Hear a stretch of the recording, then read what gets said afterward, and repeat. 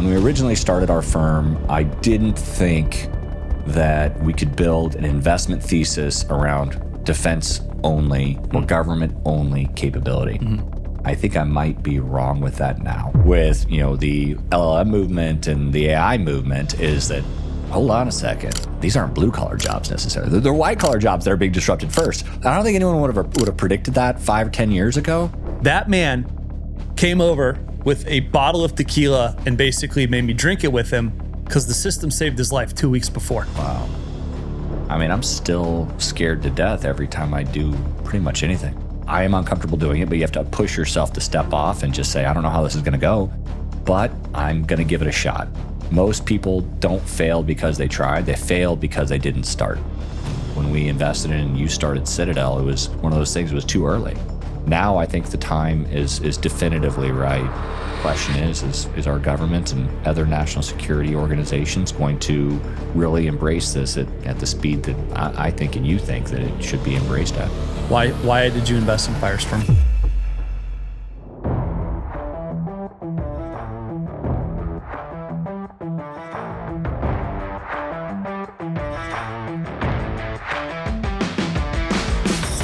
My name is Larsen Jensen. I'm the founder and general partner of Harpoon Ventures, an early stage venture capital firm, and you're watching the Drone Wars podcast.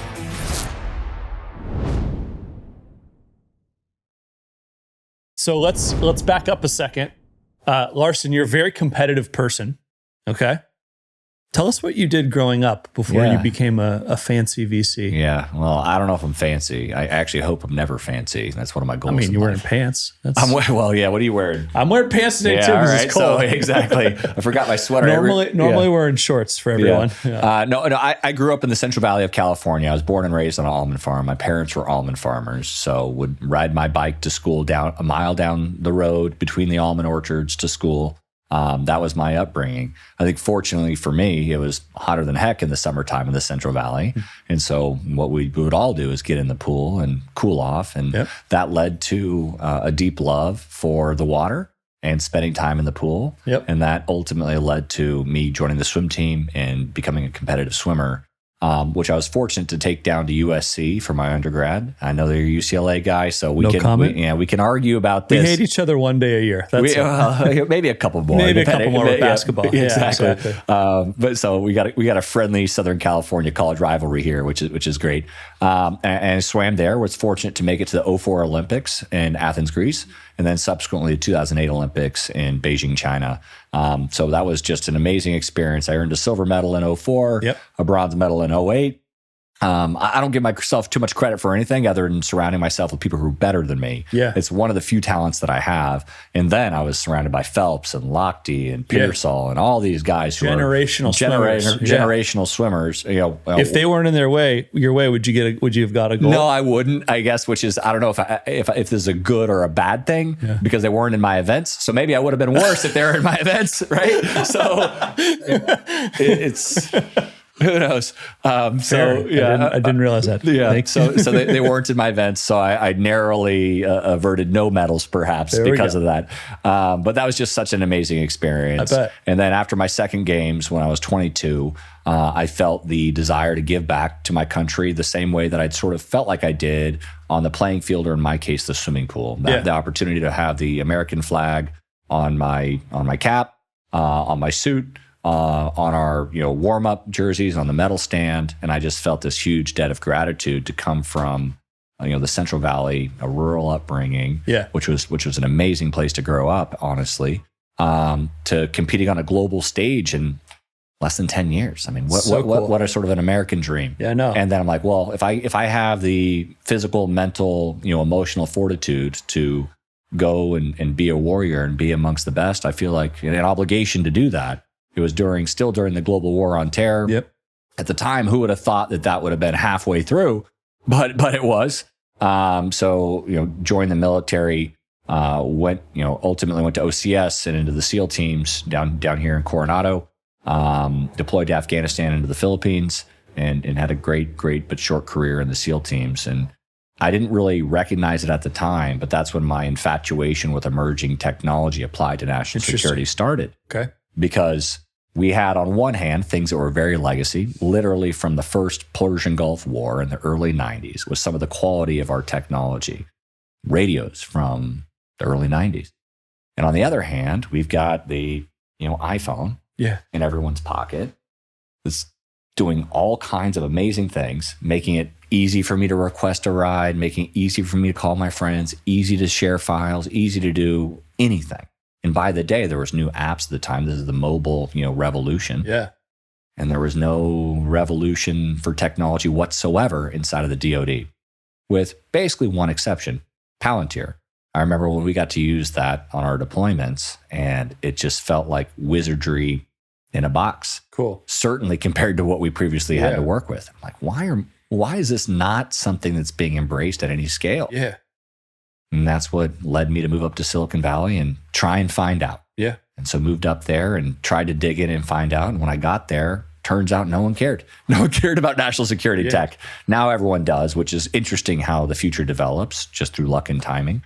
But no one really cared or focused on those things. And it was the only thing I really cared about. One of the things you and I have talked a lot about over the years is like, how do you find a good entrepreneur? Yeah. And I think you used the phrase a couple years back, and I've now copied it. So thank you. No, thank you. But you said one of your superpowers in life is being comfortable in uncomfortable situations. Absolutely. How have you used that and done that throughout your life? And then two, how important is that for entrepreneurs, do you think? I think it's critical. I mean, I'm still scared to death every time I do pretty much anything. Yeah. Which maybe is a failing on my part. Who knows? But every time I make a new investment, I'm still like nervous, right? Do I wire that money? Do I wire that money? It obviously first world problems compared to my buddies who are, Silver Star recipients, Bronze Star recipients, like the bravest warriors in the history of the world. Yeah. But at the end of the day, I think that's the only way you grow as a person is by taking some of those, calculated, thoughtful risks. Knowing the difference between what's reckless and what's something that's going to allow you to grow and mature and create new opportunities for the future. And I think that's what I did in my career swimming into the Navy. Most of my contemporaries stayed in swimming for another decade thereafter, continued to win a lot of gold medals and become even more successful. I felt like I should move on and do something else and try it again and challenge myself in a different way. Extremely uncomfortable. Going from, Olympic medalist to peon, literally not worthy of even being there and being yelled at by instructors. That's a whole, re-humbling experience. And then again, moving into venture where everybody's extremely smart, extremely competitive, well-networked. Yep. I don't know anybody. Yep. And so that's a whole nother humbling experience. Again. I was on the phone yesterday with a young gentleman who's getting his first job, great firm in venture. And he's like, what do I do? Well, let's talk through this. I'll tell you what worked for me and the things that didn't work for me. And it's the same thing now. You always have to put yourself in positions where you're, pretty uncomfortable or else you're never going to have the opportunity for success. And I think a lot of people, are uncomfortable doing that. And I am uncomfortable doing it, but you have to push yourself to step off and just say, I don't know how this is going to go, but I'm going to give it a shot. Most people don't fail because they tried. They fail because they didn't start. 100%. Most people fail for that reason. And we only measure the ones that started and then didn't make it. Right. I think a more accurate representation is let's talk about all the people that never started because they were too petrified or comfortable or whatever it might be. They have logical reasons not to start. I got a family. I have this job. It's secure. And at some point, you have to remove yourself from that security to give yourself the opportunity for doing anything unique. It's the number one thing I tell people. Just the hardest part is jumping in. Jump in. And as for me, just for my own psychology, I've realized that the times where I'm the most nervous are before I actually make the decision to do something. It's the fear of the inevitable or the fear of the unknown is the greatest fear that's out there. That's when you go through Hell Week. Our mentors would tell us to take it, one step at a time or make it one meal at a time. Sure. The second you start thinking too broadly right off the bat about the pain that you're going to endure and what could possibly happen is the second you psych yourself out and you never actually step forward and do anything. Yep. That's still hard to manage. I don't have it managed today. I don't think I'll ever have it managed, but I still have figured out a way to just do it in spite of that. And I think that's something with entrepreneurs as well. They balance, the best ones balance it really well. They have this huge, huge vision that seems like it's impractical, at least, likely impossible to achieve. They think they can do it, but then they take a step back and they break it down in a systemized way, piece by piece, to get there. Yep. And ultimately, over time, look where you've come from. I mean, in your own life, in my life, and other people's lives. Like, you just look back 10 years and you ever think that you're here today doing what you're now doing. I think it's remarkable what you've done. And I think there's plenty of other examples like that. No, I mean, I think if you can get your feet moving in the right direction and you can break it down into like small increments, you eat the elephant one bite at a time. One bite at a time. I'm, just some commentary here for a second. I know plenty of people who are absolute superstars at big companies that would make incredible leaders at startups, but they just will not take that risk. Either they're golden handcuffed in or they're afraid, right? And it's sad because the greatest thing about America is like, dude, you just get the at-bats and you will get a hit. Yeah. Might not be a grand slam, might not be a triple, but you can get really rich and have a really fulfilling life hitting singles all day long. Totally. And sometimes it feels like it's almost not worth it. I'm sure as a founder, I'm the founder of a venture firm. Sure. Like, dude, the day-to-day stress and the things that like weigh on my shoulders and on your shoulders as CEO, you got investors that you're responsible for, employees you're responsible for. And like for us, it's not the same because our job's frankly easier. But at the end of the day, like multiply that times 40 in our portfolio. That's a lot of founders that are managing thousands of people's livelihoods. Yeah. It's a big burden, right? It wears on people over time. But that said, I think it's one of the unique things about America is this spirit of entrepreneurialism. Like, this is what our country was founded on. Like, our founders, we celebrate our founding fathers. Like, right? Like, so it goes back to basics. Like, our country's like founding like is something that we admire, and we have Mount Rushmore, and we look back on our Constitution. Like, the spirit of foundation and building is so deeply American. Yeah. I think it has remanifested itself in the startup ecosystem more than any other ecosystem out there, where founders are held on a pedestal, certainly not on the same pedestal as our founding fathers of our country, but the same sort of idea. Like, they're risk takers, they're trying, they're bold, they're smart, they're taking learnings that they have from other industries and trying to build something new to move us forward. It's a uniquely American thing. I think. It's so true. I mean, because the founders, like, it's not Europe where you have these, it's the kids or the grandkids now of these legacy companies. And I mean, this isn't all the case, but think about who our business heroes are. Yeah. Right? I mean, you have your sports guys, your LeBrons and your Kobe's and whoever. Yeah. But then you got Elon. Yeah. You got Gates, Zuckerberg, Bezos, all these guys who built really incredible things. Palmer Luckey's quickly approaching that status as well. Yeah. But it's like, hey, we had a vision. We did something really hard. And the entrepreneurs are now the rock stars here in America. And I don't think you really see that in other countries. I don't think you do. People don't look up to it the same way. And I think it's something that's like, embodied in our DNA as Americans. I really do. And it comes from our heritage of like our founding fathers, in my opinion. Yeah. Everyone also has an uncle or a friend who made a lot of money in the first wave of .coms. And so you're like, oh, I want to be that guy. Yeah, you know totally. What I mean? Totally. It's unique. It's something that's just that I love the most about the startup ecosystem is like, where else in the world can you just be literally potentially a kid? Yep. Like a 17-year-old, an 18-year-old, a 19-year-old. I mean, we both have a mutual friend that was under 18 who raised tens of millions of dollars from venture capital, 10 years ago. Where else in the world does this happen where a kid literally, he's not an adult, he's not 18, can actually get wired $10 million to build some new technology and to try and commercialize it and bring it to market? Yeah. It's super inspirational. It's super cool. They don't obviously always work, but I think that risk-seeking entrepreneurial ecosystem that we're involved in is really, really unique. And it also, I think, is it's very different than the traditional concept of failure. In most other industries, if you get fired or you lose people's money or whatever, people view that as a scarlet letter where like their career and maybe their lives are over. In the founder ecosystem, as long as you gave it your best, you gave it your all, you did it with, character, and you did it with integrity, and you treated people right, you're going to get another shot over and over and over and over again. I can't tell you how many founders that we've backed ourselves that this is like their third rodeo. Yeah. And the first two, you know how much of like investors' money they lost? All of it.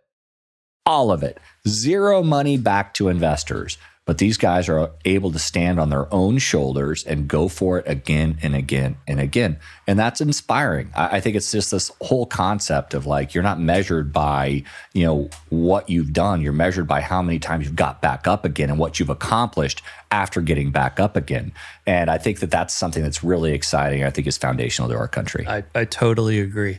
You know, I lived in England for a while. Yeah. That's where I got my master's degree. I'm sorry. Yeah. And but seriously, like you know, the ecosystem there, and again, this is almost 15 years ago, but like if you fail and your company fails there, your buddies will like ride you forever on it.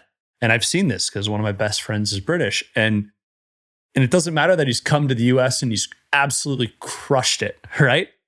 They only focus on the fact that, you know, the first one didn't work. Yeah. Not that he tried it 4 more times and he finally got it and now he's making a ton of money. Totally. And he's like, you know, it's just very cultural. This is one of the things that when I was at grad school, that one of our, you know, one of the most successful venture capitalists in history, you know, purveyed to us was like, when you think of one of the most successful entrepreneurs or venture capitalists, do you ever even know what their failures were? And actually, even now today, when I think about it, if you think of the best VCs ever, let's just pick somebody who's popular. Mark Andreessen, very well known. Very. Do you have any idea which companies he invested in that went to zero? No idea. But you could like list all like the badass ones that are worked. That work. And I don't know if that's an American thing or if that's a human psychology thing. Totally. That, you know, and I think it should give people the confidence out there to start something new. Because at the end of the day, at least in America, maybe it's different in England, like, nobody's going to remember where you failed. They're only going to remember the things that did well. And so, you know, just expect that there's going to be failures out there and try and move past them. It's a hard thing to do, but I think it's a unique thing in this ecosystem. I want to have you give some advice to Larsen 10 years ago when you were starting this. What do you wish you knew when you started this journey? Well, I wouldn't have started anything if I knew what I knew now. Yeah. Like, honestly, ignorance is bliss. Sure. I think with any founder, that's the case. I mean, you know, the challenges, you know, in hindsight almost seem, you know, I really don't know how we did like it. Insurmountable. Yeah, they seem insurmountable. Yeah. Like looking back, I'm like, how did we even do this? And I still feel like I'm not worthy. I still feel like I haven't made it. I don't think I'll ever feel like I made it, which is again, maybe, you know, a mental flaw. Yeah. But basically how we started is we saw there's a gap. We saw there's an opportunity. I'm like, I think we should try this. We went for it. And then we went for it. Yeah. And then, you know, there's been lots of pivots and failures and things that we've messed up along the way. But, you know, necessity is the mother of invention. Once you burn the boats, there's no path backwards. And so you got to keep going. And so I think from an advice standpoint, I would say just the key advice I would have given myself is when you make a decision for whatever the next thing is, don't make it in such a way that you think that it's permanent and it's the final decision you'll ever make in your entire life. That's a big, big challenge that I think for people switching careers. In my case, getting out of the military, looking for a new life in civilian world and trying to figure out what's next. I had so much pressure on myself to have that first decision I make be the final decision I would ever make. And that's so stupid in hindsight, but like having that confidence that like, at least just don't make a bad decision, make a step forward decision, take that job, you know, create that opportunity, recognizing that it's going to compound over time. And just like investing when things that go right, you're going to find new opportunities every single step along the way. I'd be curious to hear what your journey's been. Are you stepping off and starting Citadel? Yeah. Like, you know, that created a cascading effect of, you know, you didn't think you were going to be a defense company back then when you started that. And ultimately now you're full bore defense. Yep. So like, was that sort of how it went for you? No, you know, I'll be honest. Like, I think the first thing was like, you got to build something that someone will pay for. So like identifying a pain point that someone has the money and like, you know, the desire to solve. And so, you know, my very first company, we were building robotic camera systems for sports stadiums. That's right. Yeah. And we actually were approached by some folks in the intelligence agency with one of the installs we did to be like, hey, what about a security application for this? Long story short, the board was like, that's too big brother-ish. But that started my brain thinking that like, you know, the politics aside about what I'm about to say, a vitamin is less powerful than a vaccine because a vaccine solves a problem. So I started thinking about like, how can we like, get someone to pay to solve that pain point? That's happening. At the same time, I visit 5 or 6 sports stadiums that all tell me they have a problem with drones flying in. Yeah. And it was actually talking to the New England Patriots flying back across the country that I like literally wrote out the idea for the idea that became Citadel. I still have that book. I need to frame it and put it on my wall. It's like the original patent or the idea for the patent. Yeah. Also having a fraternity brother with 8 patents in encrypted radio control technology helps. Henrik. But it wasn't really until we're trying to sell counter UAS to sports stadiums and airports. It wasn't until someone who now works for you basically reached out to us, Jake, after Googling counter UAS solutions because none of the prime stuff was working in Iraq, that we got into this. And then it wasn't until they started sharing what it was actually like to fight ISIS and go into some of these villages where they had literally murdered and raped everyone, that like it clicked in my brain for the first time, being a middle-class American, everything's pretty good. There's not a lot of problems. And I was like, holy shit, there are bad people in the world. I can remember it was a summer day in Coronado. They're literally, these guys are debriefing this village they just cleared. And I'm like, oh my God, this is truly changing. There are bad people in the world. And you know what? As much as we want to live in a world where conflict should be avoided at all times, some people only respond to the threat of force. So that started like really changing my brain to this. And then the whole journey with Citadel, really seeing how the system works. And again, we touched on this earlier. It's not always the best technology that wins. It's how do you understand the machinery of the business. That was crucial. But the one thing I'll say, like exit aside, I have this maybe once a quarter, every couple months, where someone will be like, "Oh, the Titan. That's the name of the product that lives on, right?" And now the product's owned by AeroVironment. They're like, "That saved my life," or "That was like that protected me in Yemen or in Afghanistan or someplace like that." The night of my wedding, we're having like the party, right? Yeah. Couple of my buddies who are in the Navy who are at my wedding, they run into someone who was in Hawaii on R&R. And they're like, "What are you doing here?" And he's like, "Oh, it's my buddy. I've told you about him. He's the guy who actually started Citadel." That man came over with a bottle of tequila and basically made me drink it with him because the system saved his life 2 weeks before. Wow. Right? So I don't know what part of the world, or I do, but I can't say it. Yeah. A bunch of drones came at their position and it stopped every single one of them. And he's like, I don't know if I would be standing right here without it. Dude. So that was really cool because now we're talking mission with actual end users who tell you how important what you build is. And then I just look at like, what do we need to compete with the manufacturing in China? And that's where it's like, I think we all have the same goal of not speaking Chinese when too hard a language for me. I can barely speak California English, which is like the dumbest version. Yeah, right? Exactly. We're in the same boat. No, that's such an aspirational and inspirational story. And I think it highlights the point I was trying to make is that without stepping off and trying something, like that first business you had led to a use case and a customer base that created a second business and now a third. Like none of this would have happened were it not for stepping off and trying the first.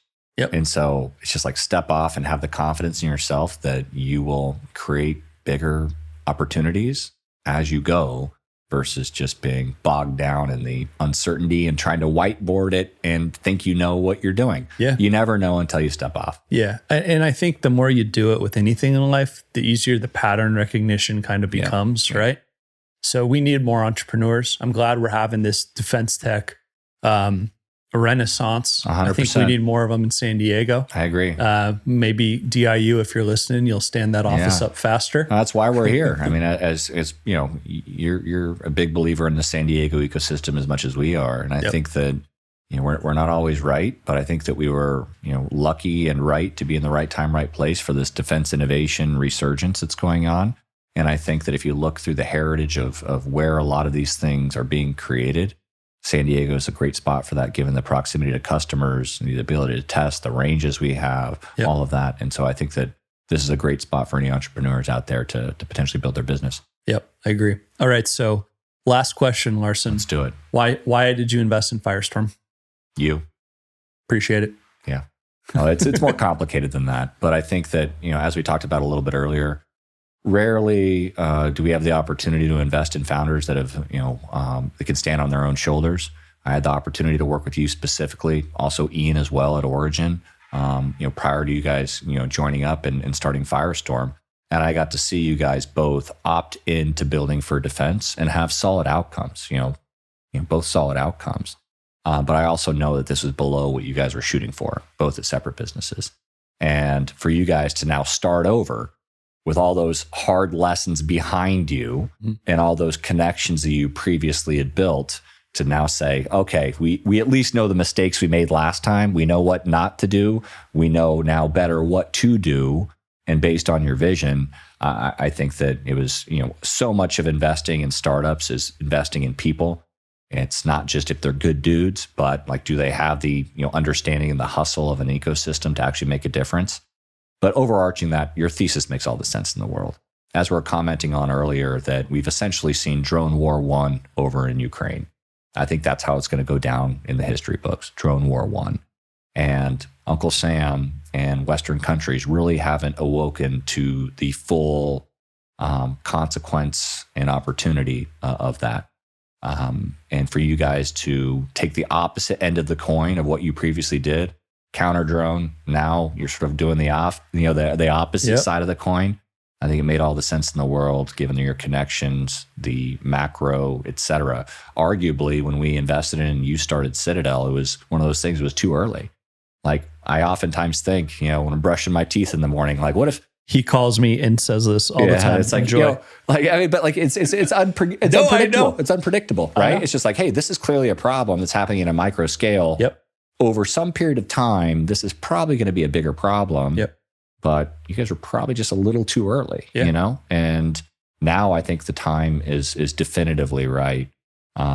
Question is our government and other national security organizations going to really embrace this at the speed that I think and you think that it should be embraced at? Yeah. I hope so.